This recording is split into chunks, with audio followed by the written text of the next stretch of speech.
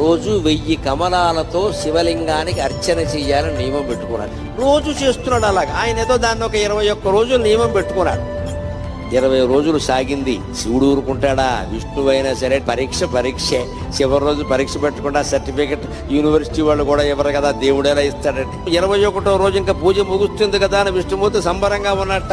రోజు చెరువులో 1100 కమలాలు పైన పోస్తున్నా, నేను 1000 కోస్తున్నాను, బాగున్నావు చూసి అంచేత అలా అని పెడితే ఆ వేళ ఆశ్చర్యకరంగా 999 పూసాయి. ఎంత వెతికినా 1000 కమలం కనపడదు.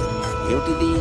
ఒక కమలం తక్కువైంది. ఈ కమలం ఎక్కడి నుంచి తేవాలి అనుకుంటే ఆయనకి ఏమొచ్చిందంటే, నన్ను అందరూ కమలాక్షుడు అంటారు కదా, నా కళ్ళు కమలాలే కదా, కమలం తక్కువైతే ఏమైంది, ఇంకోటి తక్కువైనా పర్వాలేదు, నాకు 2 కళ్ళు ఉన్నాయి కదా అని ఒక కన్ను బాణంతో తీసి శివుడు పాదాల ముందు పెట్టాడమ్మా. అది విష్ణువు యొక్క భక్త కన్నప్పెంతో విష్ణువంతి.